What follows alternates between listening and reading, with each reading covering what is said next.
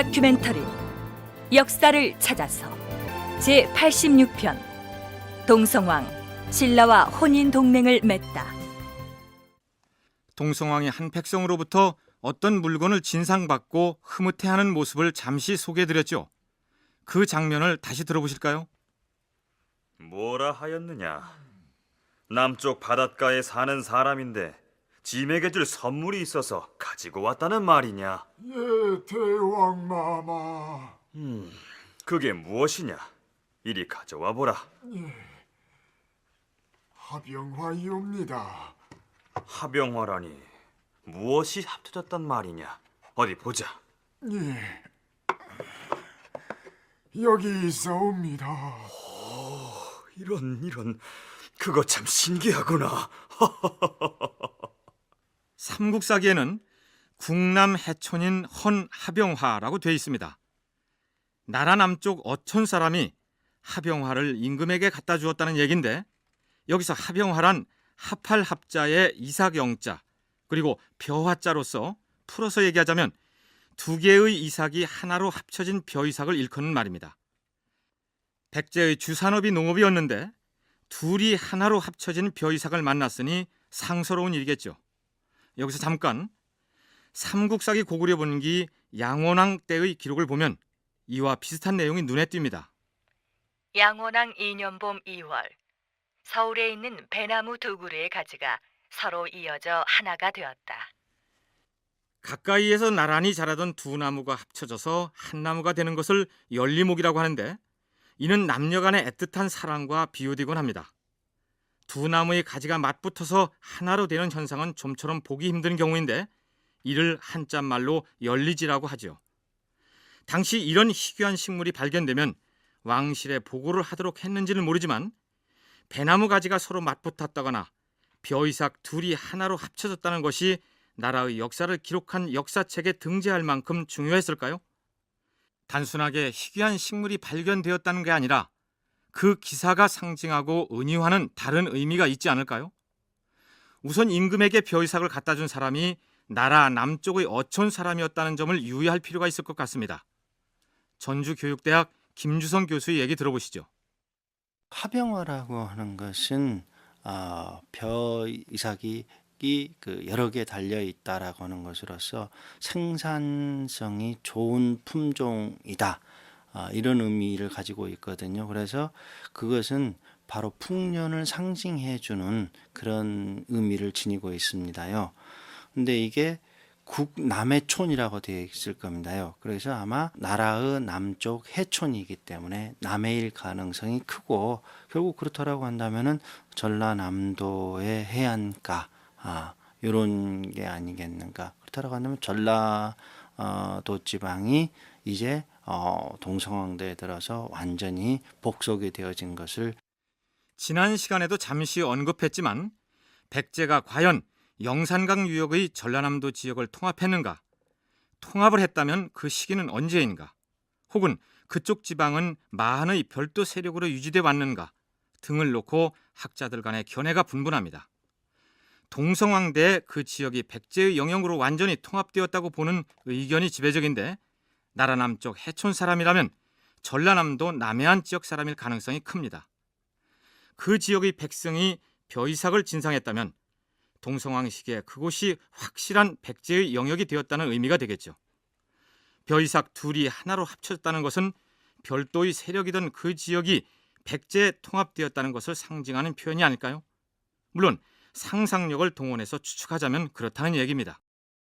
그해, 그러니까 남해안의 어촌 사람이 나달이 많이 달린 벼이삭을 진상했던 그 해는 모처럼 풍년이 들었습니다. 그동안 나라 사정이 여러모로 어려웠는데 금년에는 풍년이 들어서 백성들이 배불리 먹을 수 있게 되었으니 이 어찌 기쁜 일이 아닌가. 이는 다 하늘의 보살핌 덕분이니 짐이 천지신명께 제사를 올려야겠다. 경들은 천지신명을 받들어 모실 제단을 만들도록 하라. 동성왕 11년 겨울 10월 왕이 제단을 만들어 천지신명에게 제사를 지냈다. 11월 왕이 남당에서 군신들에게 잔치를 베풀었다. 제사 얘기가 나온 김에 한 가지 짚고 넘어가기로 하죠. 삼국사기에는 동성왕이 천지의 제사를 지냈다. 즉 천지신에게 제사를 지냈다고 되어 있습니다. 그런데 흥미로운 것은 고대 시기에는 하늘에 제를 올리는 의식을 아무나 주관할 수 없었습니다.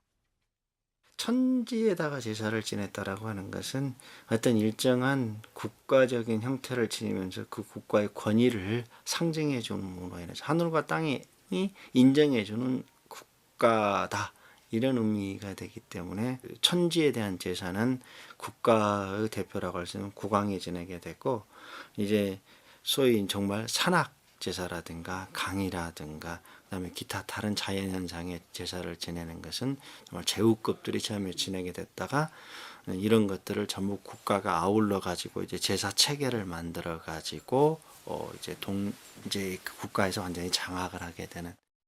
중국식 질서에 의거해서 설명하자면 산천의 제사를 지내는 것은 제후국의 왕들도 할 수 있는 일이나 하늘에 제를 올리는 것은 하늘의 자손인 황제만이 할 수 있다는 얘기죠. 따라서 백제나 고구려의 임금들은 중국 황실에 예속된 제후국의 왕이 아니라 중국 황제와 격이 같은 왕 중의 왕, 즉 대왕이다, 그런 얘기입니다. 근래 고구려의 동태는 어떠한가? 변방에서 몇 차례 소규모 약탈 행위를 저지르고 도주하는 사례가 있었사오나 군사를 일으킬 움직임은 보이지 않고 있사옵니다. 안심해서는 안 될 것이다. 위나라가 막고 있어서 북쪽으로 진출을 할 수 없게 된 마당에 언제 또 남쪽으로 군사를 몰아 침입해 올지 모른다. 북방의 축성 작업을 지시했거늘 어찌 되고 있는가? 예, 15세 이상 된 북부 사람들을 징발하여 사현성과 이산성을 축성하고 있사온데 머지않아 며칠 있으면 완공될 것이옵니다. 알았느니라. 그리고 그동안 묵묵히 나라일을 도와온 연돌에게 더 큰 일을 할 수 있도록 달설로 임명할 것이니라. 연돌은 짐의 뜻을 받으라. 황공하옵니다, 대왕마마. 여기서 동성왕이 연돌이라는 인물을 백제 제2관등인 달설로 임명했다는 사실을 주목할 필요가 있습니다. 제비연자를 쓰는 이 연씨 세력은 한성 시기에는 그 존재가 보이지 않다가 웅진에 와서야 모습을 나타내는 것으로 보아서 웅진 인근의 토착 세력인 것이 분명합니다. 자, 그럼 동성왕이 이제까지 어떤 사람들을 인재로 등용했는지 짚어볼까요? 해구의 반란을 제압하여 동성왕의 즉위를 도운 1등 공신 진로를 병관자평으로 임명한 것은 어쩔 수 없는 선택이겠죠.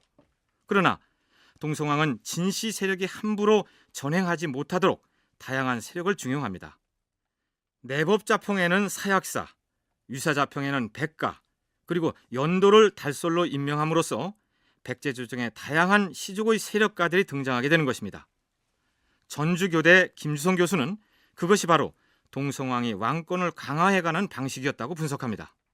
동성왕이 이제 그 웅진 시대의 혼란을 극복해가는 방법이 바로 여러 귀족 세력들을 등용을 해서 그 귀족 세력들과는 세력 균형 속에서 자신의 왕권을 신장시켜 나갔다고 보여집니다요. 그렇기 때문에 사약사도 나오게 되고 백가도 나오게 되고 연신, 연돌 이런 사람들이 이제 그 나오게 되는 것이 아닌가 생각이 들어갑니다요.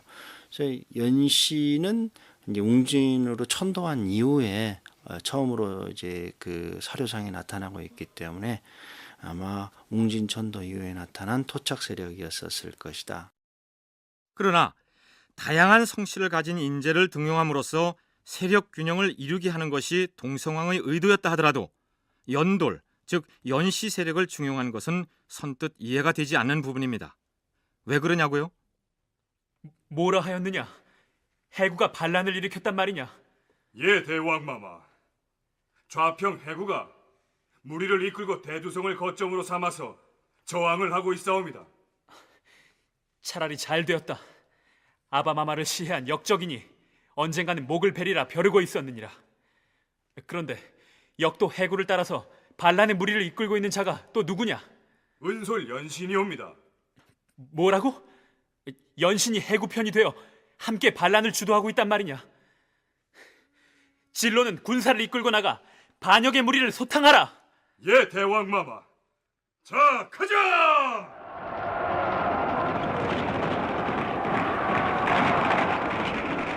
삼군왕 때의 일입니다.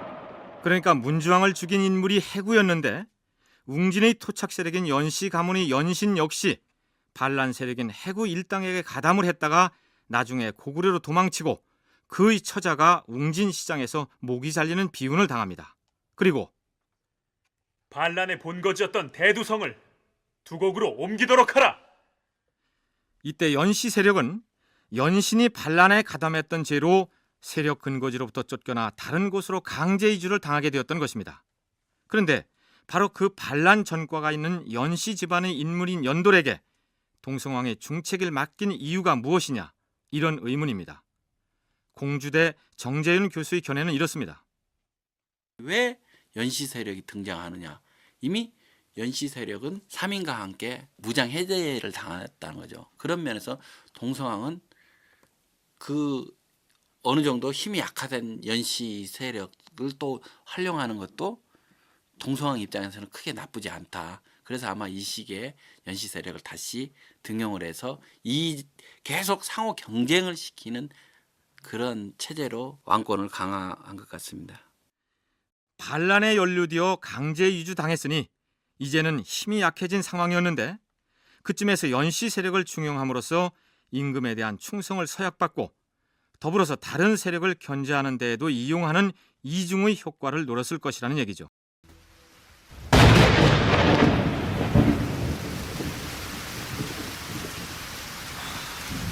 도무지 비가 그칠 줄을 모르는구나. 피해를 입은 백성들은 없느냐? 며칠째 내린 비로 웅천물이 범람하여 이곳 도성에서만 수백의 민가가 떠내려갔다 하옵니다. 큰 물 피해가 그리 심각하면 금년 농사도 풍작을 기대할 수 있겠느냐? 걱정이로구나. 동성왕 13년, 서기로는 491년에 백제의 수도 웅진 일대에 심각한 홍수 피해가 있었던 것으로 기록되어 있습니다. 여름 6월, 웅천물이 불어서 왕도에서 200여 호가 떠내려가고 물에 잠겼다. 일부에서는 수도를 웅진에서 사비로 이전한 이유 중 하나로 잦은 홍수 피해를 꼽기도 합니다. 공주에 사는 사람들 얘기를 들으면은 60년대 홍수가 질 때만 하더라도 그 금강이 범람을 해가지고 시내까지 이렇게 그 물이 들어왔었던 경우가 있었다고 합니다요.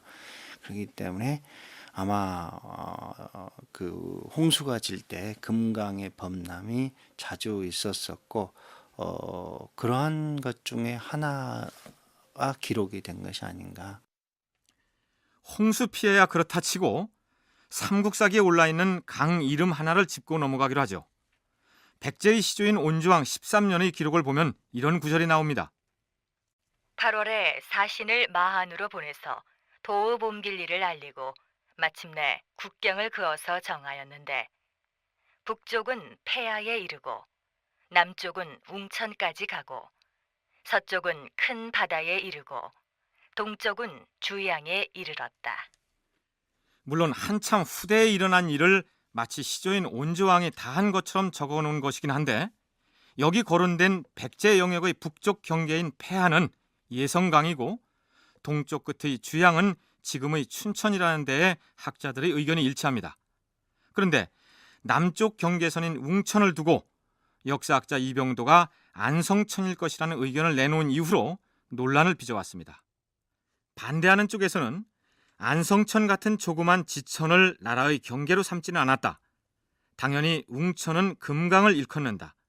삼국사기 동성왕 13년에도 금강을 웅천으로 표현해서 웅천의 물이 넘쳐서 민가 200여 호가 떠내려갔다고 적고 있지 않느냐, 이렇게 반박합니다.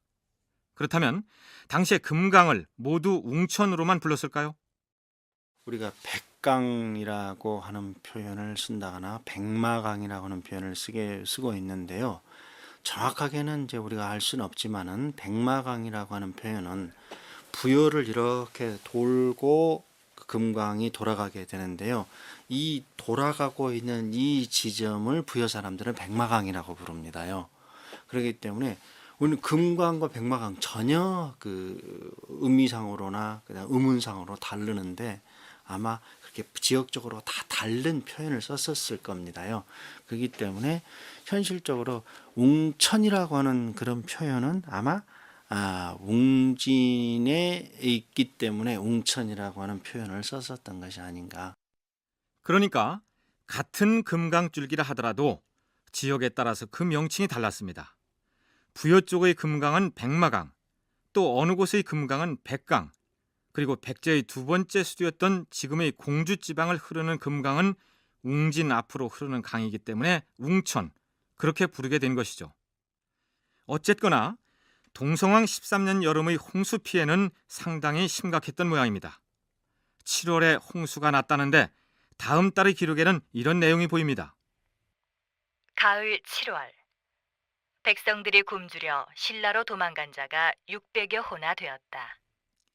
일반적으로 고대 국가 시기의 경우 호당 인구를 5명으로 보는데 600호가 신라로 달아났다면 3,000명이나 되는 백성이 배가 고파서 국경을 넘었다는 얘기가 됩니다.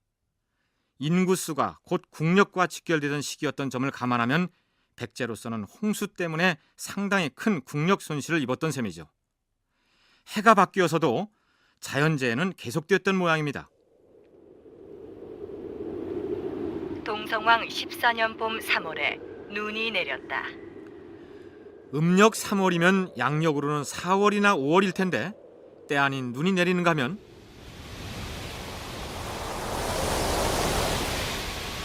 여름 4월 큰 바람이 불어서 나무가 뿌리채 뽑혔다. 태풍까지 불어닥쳤으니 백성들의 생활이 더욱 곤궁해졌겠죠. 서기 493년 이때 신라의 임금은 소지왕이었는데 백제 사신이 가지고 온 동성왕의 국서를 놓고 신라 왕실이 제법 시끄럽습니다.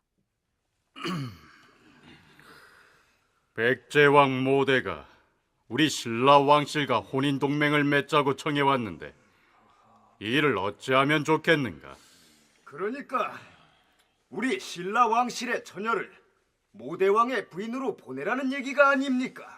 말하자면 그러하다. 이것은 필시 우리 신라 왕실을 무시하는 처사가 아닐 수 없사옵니다. 우리가 백제와 군사동맹을 맺어 우호를 다진 지 오래됐으나 역대 어느 백제 임금도 여자를 청한 적은 없었사옵니다. 그렇다면 백제 사신에게 청혼에 응할 수 없다는 답신을 들려보내야 한다는 말인가? 당연히 그리 하셔야 할 것이옵니다. 안되고 말고 단히 생각할 문제가 아니요. 백제 왕실의 청혼을 받아들입시다. 아니될 말씀이요. 자, 그래서 어떻게 되었을까요? 이때가 동성왕 재위 15년째였습니다. 동성왕이 아무리 어린 나이에 즉위했다고 해도 30살이 넘었을 것이기 때문에 아직 미혼일 리가 없었겠죠.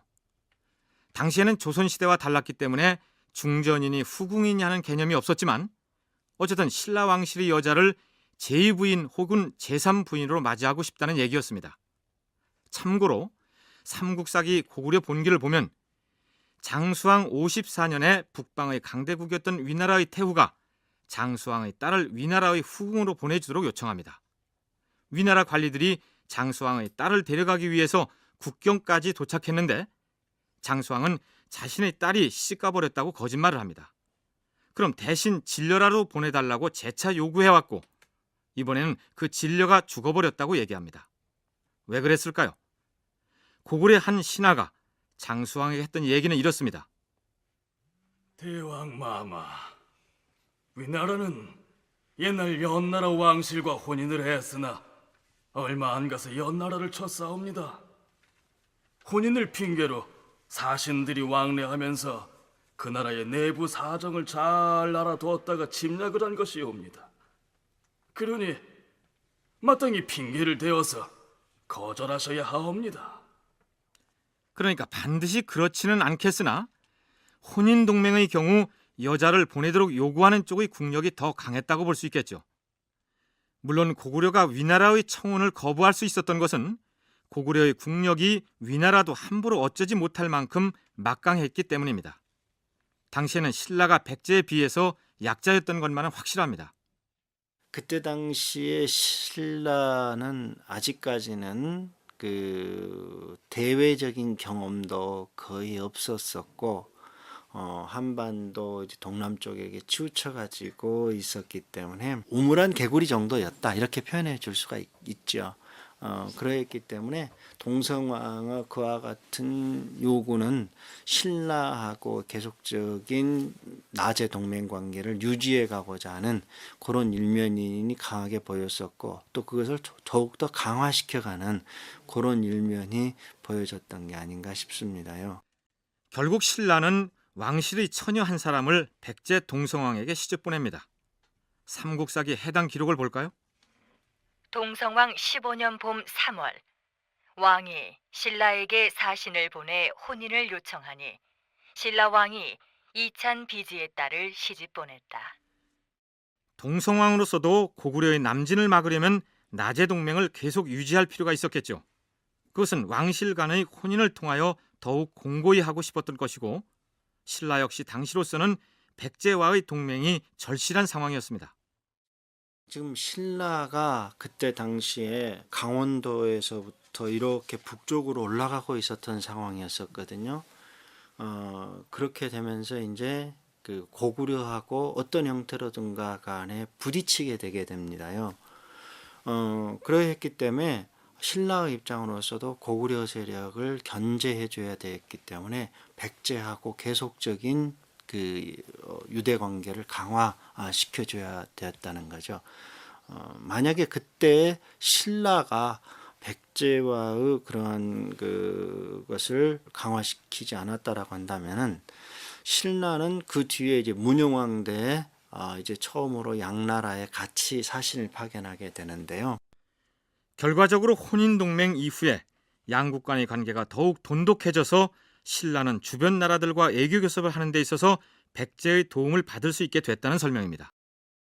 자, 그럼 왕실 간의 혼인까지 했으니 백제와 신라 두 나라의 손발이 얼마나 잘 맞아 돌아가는지 살펴보기로 할까요? 서기 494년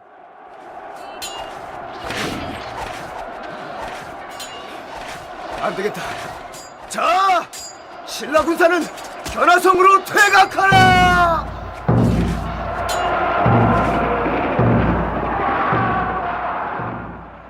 고구려가 신라를 침입하여 두 나라 군사가 살수벌판에서 한바탕 전투를 벌입니다. 그런데 고구려의 공세를 감당하지 못한 신라군은 군사를 물려서 확실치는 않으나 경상도 문경 서쪽 방면에 있었을 것으로 추정되는 견화성으로 퇴각합니다. 그러자 고구려 군사가 성을 포위해버리고 신라군은 궁지에 몰리게 되는데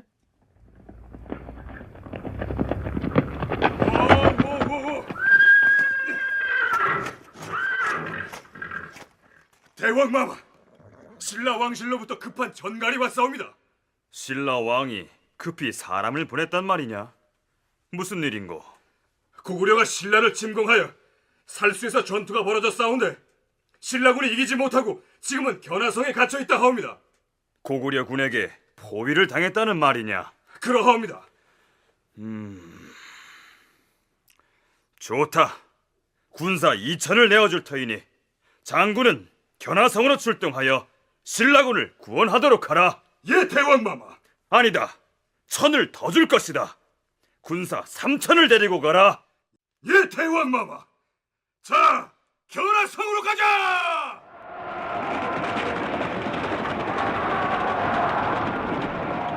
신라군이 이기지 못하고 견화성으로 퇴각하여 방어하고 있다가 고구려 군에게 포위되었는데 동성왕이 군사 3,000명을 보내 구원하자 포위가 풀렸다. 그러니까 신라 왕실은 사위의 도움으로 고구려의 침공을 물리칠 수 있었던 것입니다. 그런데 흥미롭게도 정확히 1년 뒤에 이번에는 반대의 경우가 생깁니다. 오, 대왕마마, 큰일 났사옵니다. 무슨 일인데 그러느냐? 치양에서 바발이 왔사온데 지금 고구려 군사가 대거 침공하여 치양성을 포위하고 있다 하옵니다. 무엇이라? 치양성이 고구려 군사에게 포위를 당해? 무엇들 하느냐? 지원군을 출동시키지 않고 예, 지금 서두르겠사옵니다. 치양성을 포위했으면 고구려 군사의 수가 적은 규모가 아닐 것이다. 우리의 군사만으로 힘이 모자랄지 모르니 너는 당장 신라로 달려가서 신라 왕에게 지원을 요청하도록 하라. 무엇들 하고 있느냐? 빨리 출발하라! 예, 대왕마마. 이리야.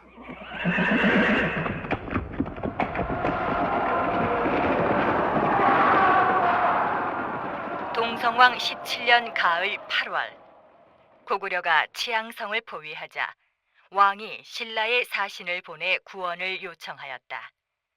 신라 왕이 장군 덕지에게 명하여 군사를 거느리고 가서 구원하게 하니 고구려 군사가 물러갔다. 똑같이 고구려로부터 공격을 당했는데 한 번은 백제가 신라를 지원하고 1년 뒤에는 마치 품앗이를 하듯이 신라가 백제를 구원합니다. 두 나라가 마치 약속이나 한 듯이 각각 한 번씩 상대방 진영에서 공동 방어를 펴서 고구려군을 물리쳤다는 점도 흥미롭지만 신라와 백제를 툭툭 건드려 보듯이 침공했다가 두 나라가 연합전선을 펴면 슬그머니 물러가는 고구려의 행위 역시 흥미롭지 않습니까? 정재윤 교수의 얘기입니다. 신라를 공격을 하는데 대규모 공격은 아닙니다. 이 백제 왕도처럼 신라를 공격을 한 것은 뭐냐면 백제 편에 서지 말고 우리한테 협력을 하라는 그런 경고 메시지죠. 이런 쪽에서 계속 백제는 신라에 대해서 이런 고구려의 어떤 그 이간술에 그 신라와 관계를 유지하려고 노력을 하는 것이고, 고구려는 계속 백제를 공격하고 신라를 공격하고, 이 삼국의 관계가 그만큼 한성 함락으로서 끝나는 것이냐 더욱더 본격적으로 시작됐다는 신호탄이라고 할 수가 있는 것이죠. 또 한 가지 흥미로운 것은 백제와 신라가 연합전선을 펴면 그때마다 고구려군을 이겼다는 사실입니다. 그런데 백제 신라의 연합군 혹은 동맹군이 고구려를 이겼다고 해서 고구려군을 괴멸시켰다거나 고구려군에게 심대한 타격을 입혔다고 볼 수는 없을 것입니다.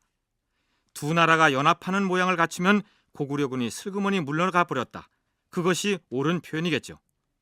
이런 전쟁 양상이 왜 나타났는지 김주성 교수의 분석을 들어보시죠.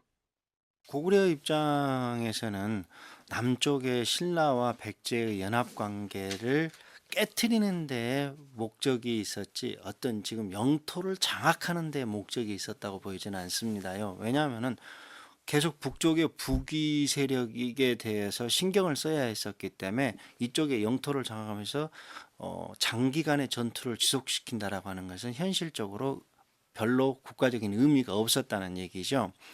예를 들어서 신라와 백제가 연합을 하기 위해서는 병력이 항상 대기에 있다가 서로 우리 같이 연합하자 되는 게 아니라 병력을 동원해 내야 되고 이동을 해야 되고. 그러니까 고구려로서는 두 나라의 연합을 깨트리기 위해서 마치 권투 선수가 잽을 날리듯이 침공을 했다가 낮에 동맹군이 공동전선을 펴서 전투가 길어질 조짐이 보이면 북쪽 국경을 신경 써야 했기 때문에 얼른 발을 뺐다. 이렇게 이해하면 될 것 같습니다. 자, 그런데 동성왕 17년에 고구려군이 백제에 쳐내려와서 포위했다가 신라 지원군이 도착하자 물러갔다는 치양성이라는 성은 그 위치가 황해도 배천 지역이라는 것이 통설입니다. 바로 이런 기록 때문에 한성 지역을 누가 지배했느냐를 두고 논란이 일어나게 된 것이죠. 백제가 한성을 뺏긴 적이 없었다고 주장하는 학자는 이렇게 공박하겠죠. 그거 보십시오. 고구려의 장수왕이 백제의 한성을 함락시켰다고 하지만 함락 직후에 바로 물러가 버렸거나 아니면 백제군이 곧장 회복했기 때문에 동성왕 때 서울 경기 지역은 고구려 지배하에 있었던 게 아니라 여전히 백제 땅이었다니까요. 여기 삼국사기를 보세요. 동성왕 17년에 고구려가 백제를 침공해서 치양성에서 치고받고 싸웠다고요. 치양성은 황해도 배천입니다. 아니, 서울 지역이 고구려 땅이었다면 황해도는 당연히 고구려 수중에 있어야 하는데 고구려가 그곳을 포위하고 백제하고 전투를 벌였다는 게 이게 말이 됩니까? 그렇다고 백제가 수도를 웅진으로 천도하면서 황해도에 있는 치양성이라는 성 이름만 달랑 가지고 내려가서 충청도 어디쯤에 있는 성에다 붙였다고 보기도 어려운 것 아니겠습니까? 웅진천도 후에 옛 도읍지였던 한성은 누구의 지배하에 있었는가? 이 질문에 대한 해답은 역사학자들에게 과제로 넘기기로 하죠. 동성왕 19년, 그동안 병관 좌평을 맡아오던 진로가 사망합니다. 진로가 누굽니까? 한성 시기부터 해씨와 함께 막강한 세를 과시해온 진씨 가문의 세력가가 아닙니까? 더욱이 이 진로는 문주왕을 죽이고 반란을 일으켰던 해구 일당을 물리쳤던 공신이었습니다. 병마 지휘권을 손에 쥐는 병관 좌평이 어느 세력에게 돌아가느냐 하는 것이 백제 조정의 세력 판도를 좌우할 수 있는데, 진씨가 차지하던 자리였던 만큼 역시 진씨 가문에서 그 후임자가 나와야 자연스럽지 않을까요? 그러나 동성왕은 그런 식의 인사를 하지 않았습니다. 동성왕 19년 여름 5월, 병관 좌평 진로가 사망하자 달솔 연도를 병관 좌평으로 임명하였다. 병관 좌평 같은 주요 직책을 해씨도 아니고 진씨도 아닌 웅진 인근의 토착 세력인 연씨에게 맡긴 것입니다. 김주성, 정재훈 두 교수의 얘기를 차례로 들어보시겠습니다. 이때가 되게 되면은 이제 서울에서 내려왔었던 해씨와 진씨 세력들이 상당히 좀 약화가 되면서 이 해씨와 진씨 세력들이 다시 나타나게 된 게 7세기로 들어가면서 조금 나타나기 시작하게 되거든요. 그렇기 때문에 이때쯤 되게 되면은 아마 웅진 부근에 있었던 토착 세력들이 이제 그 해씨와 진씨 세력을 대신해서 이렇게 나타나는 그런 모습이 보여집니다요. 그러면서 아마 병관좌평이었었던 진로의 죽음에 따라서 연돌이 병관좌평을 역임했었던 것이 아닌가 싶습니다. 이제는 진씨나 이런 과거의 어떤 해씨가 아닌 신진 세력인 연돌이 이 병관좌평 군권을 장악하겠다는 거죠. 신진 세력이고 더욱이 예전에 이 해씨 세력과 함께 삼인됐던 힘을 잃었던 이 연씨가 자기 어떤 기반을 떠나서 다른 지역으로 삼인된 그런 연씨가 등장했다는 거죠. 이것은 바로 동성왕대 어떤 친위 세력의 등장이다. 그래서 저 같은 경우는 이걸 바로 이 시기부터 19년부터 측근 정치가 성립했다고 봅니다. 정재윤 교수의 분석에 의하면 이때부터 동성왕의 측근 정치가 시작됐다는 것인데, 그건 또 무슨 뜻일까요? 연도는 공주직에 근거를 둔 토착 세력인데 그를 병관좌평으로 기용함으로써 더 이상 왕권을 해씨나 진씨 같은 한성시기 귀족들에 의해 휘둘리지 않겠다, 이런 의지를 드러냈다고 보는 것이죠. 더구나 연씨는 반란에 연루돼서 한 번 기가 꺾인 뒤에 중용됐기 때문에 동성왕의 측근으로서 충성을 할 수밖에 없었습니다. 그런데 바로 이 측근 정치가 동성왕으로 하여금 비참한 치호를 맞이하게 만드는 원인이 되기도 했습니다. 동성왕 20년의 삼국사기 기록을 보면 건축물에 대한 특이한 내용 하나가 나옵니다. 다리, 즉 교량 얘기입니다. 동성왕 20년에 웅진교를 가설하였다는 구절이 그것입니다. 그 다리의 규모가 상당했기 때문에 사서에까지 실렸겠죠. 그렇다면 작은 시내도 아니고 그 넓은 금강을 가로지르는 다리를 무슨 재료로 이용해서 어떻게 만들었을까요? 유감스럽게도 고고학적인 유물이 발견되지 않아서 그 모양을 알 수가 없습니다. 조그만 그것에는 다리가 발견된 게 있습니다요. 부여 능사에서 석교라든가 목교라든가 하는 것들이 나온 게 있습니다만은 이 웅진교에 있는 금강의 넓은 강을 다리를 어떻게 놨을 것인가라고 하는 게 문제가 되는데요. 아마 오늘날처럼 이런 그 석교는 못 놨겠지만은 저도 어떤 목가교 정도는 옳지 않았겠는가. 왜냐하면은 만약 공산성이 지금 현재의 그 궁궐이었다라고 한다면 그 궁궐 뒤쪽으로 금강이 흐르고 있거든요. 사람뿐만 아니라 마소나 수레도 함께 건너다닐 만큼 컸다면 그 규모가 상당했을 텐데 근거 자료가 없어 구체적인 모양을 상상하기 어렵다는 것이 아쉬운 점입니다. 그건 그렇고 문주왕 2년에 탐나에서 사신이 찾아와서 토산품을 바치자 그 사신에게 은솔이라는 벼슬을 주었다는 내용을 소개한 적 있죠. 이후 탐나에 대한 언급이 없다가 동성왕 20년에 두 번째로 탐나를 언급한 기록이 보입니다. 그런데 문주왕 시기와는 달리 호의적인 내용이 아닙니다. 근래 들어 탐나에서 아무런 소식이 없으니 어찌된 일이냐? 예, 대왕 마마.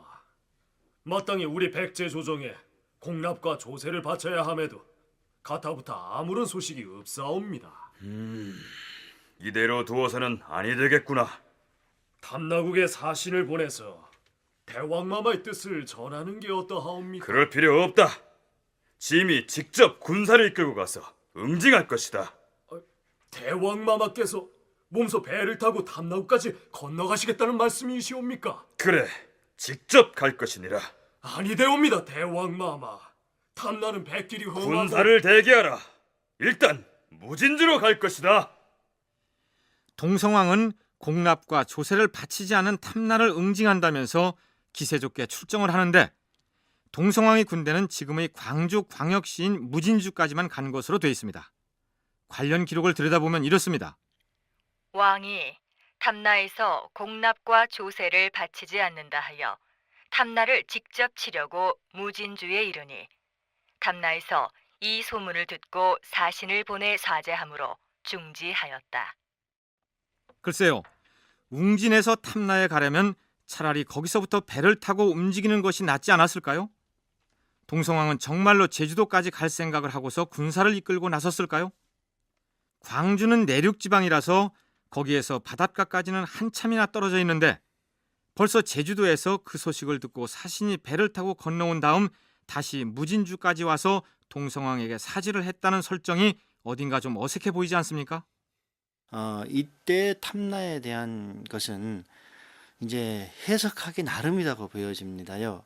예를 들어서 탐나가 독자적인 세력을 구축하려고 했었기 때문에 동성왕이 그와 같은 행위를 할 수도 있었지만은 또 한편으로서는 동성왕 입장으로서는 이제 완전하게 자신의 지배권을 확장하기 위해서 그 탐나의 그런 행위에 빗대어 가지고 군사력을 출동시키는 명분으로 삼았다라고도 볼 수 있는 것이고, 그렇기 때문에 어떻게 보느냐에 따라서 달라지긴 합니다만은 분명한 것은 이때쯤 되게 되면은 백제가 탐나의 세력까지도 영산강 유역, 즉 지금의 전라남도 일대를 동성왕 시기에 복속시켰다고 가정해보죠.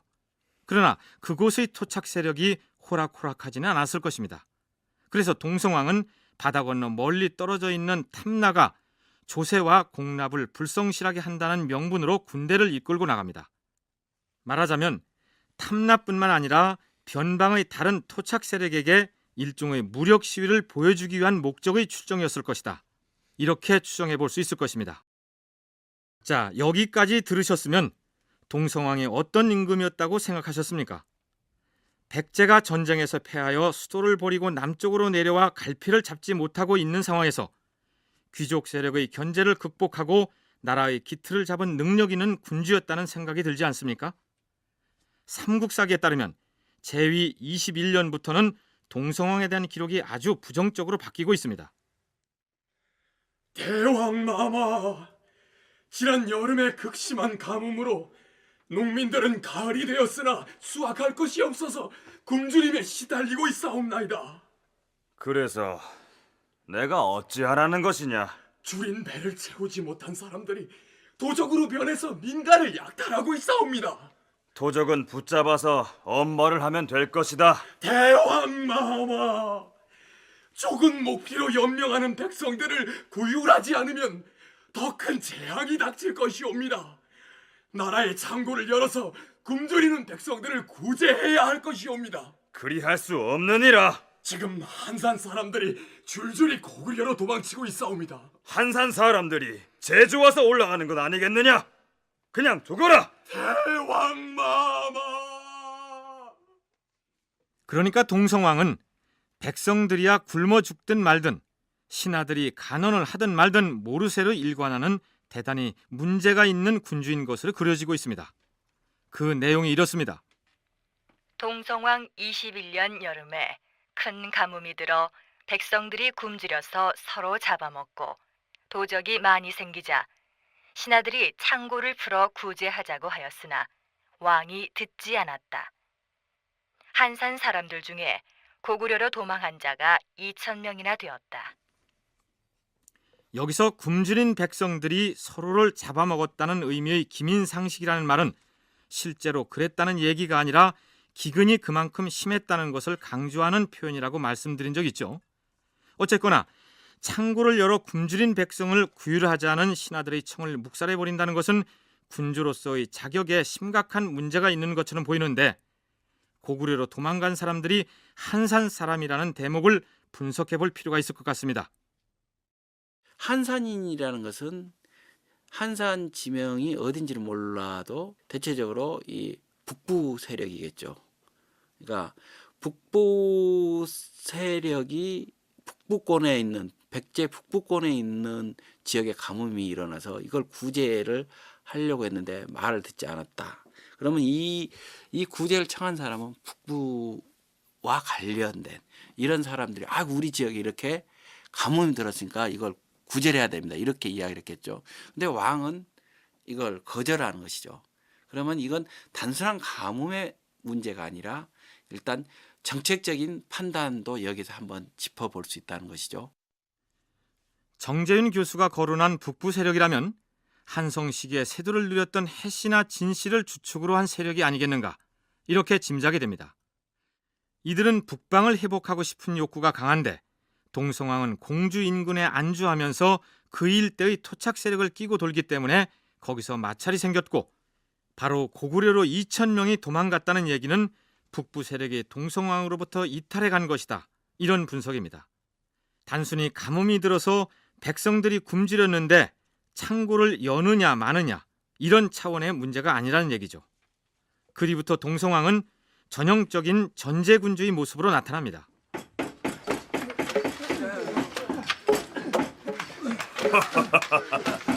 자, 이 정자가 완성되면 그 높이가 얼마나 될 것 같으냐?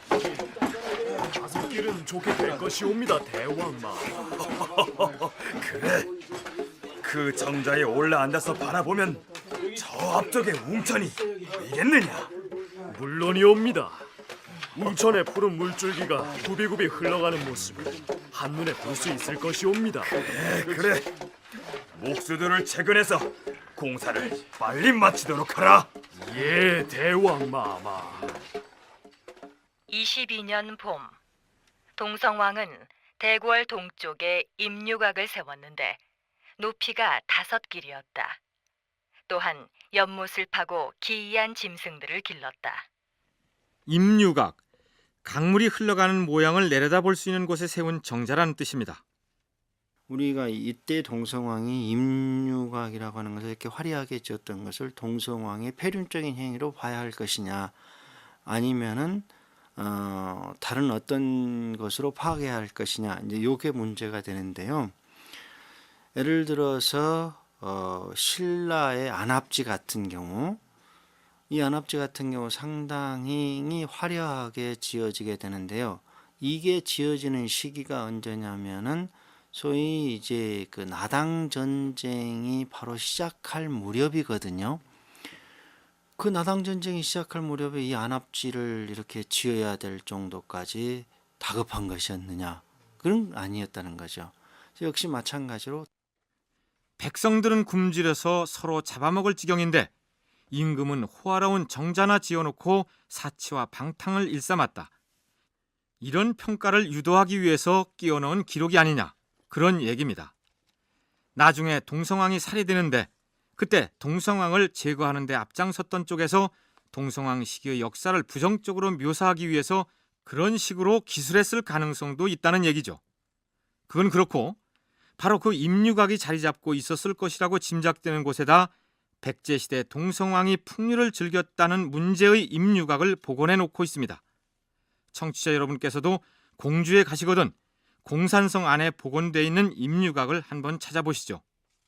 이 공산성 내에 복원이 됐는데 이 복원된 그 근거로서는 이 그 부근에 류자가 나왔다는 거죠. 파편 중에 임류각 할 때 이 류자. 그래서 이 류가 이 임류각의 이 류자다.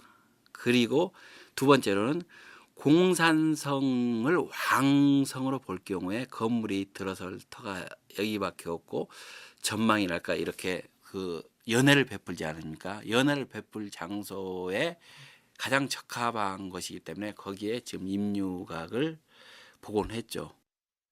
그 다음 동성왕이 연못을 파고 기이한 짐승을 길렀다고 했는데 삼국사기 원문을 보면 양기금이라고 돼 있습니다.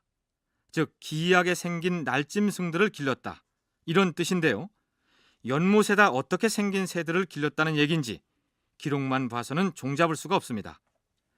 백제의 대표적인 문화유물인 금동 다향로에 봉황을 비롯한 날짐승들이 새겨져 있는 것으로 봐서 동성왕이 연못을 파고 기이한 날짐승을 길렀다는 얘기는 종교적인 관점에서 해석을 해야 하지 않을까 생각됩니다.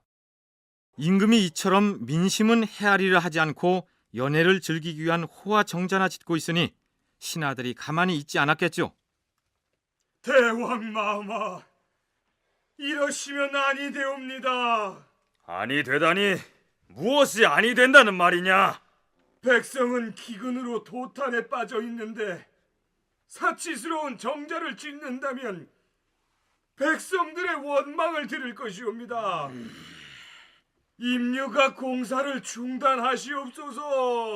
임금이 궁궐 옆에 정자를 만들어 놓고 영웅으로 심신을 달래겠다는데 어찌 그리도 말이 많은가? 대왕마마, 너는 또 무슨 일이냐? 간관들이 대왕마마께 올리는 글을 가지고 왔사옵니다. 볼 필요 없느니라. 임류각 짓고 연못 파는 것 하지 말라는 얘기 아니더냐? 대왕마마, 신들은 오직 이 나라 종묘사직과 그만 나가 보거라. 이 나라 종묘사직은 내가 지킬 것이니라. 썩 나가지 못하겠느냐? 대왕마마, 여봐라, 대궐문을 걸어 잠그도록 하라.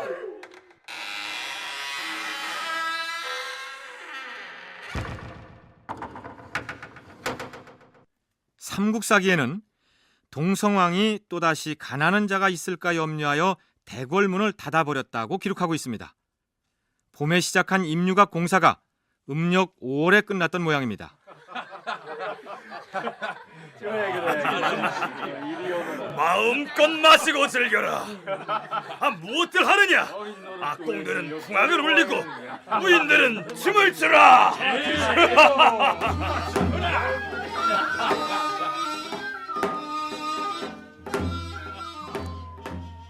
그런데 삼국사기에는 왕이 임류각에서 측근들과 함께 잔치를 베푸며 밤새도록 실컷 즐겼다라는 문장 바로 앞에다 가물 한자를 덧붙여 놓고 있습니다.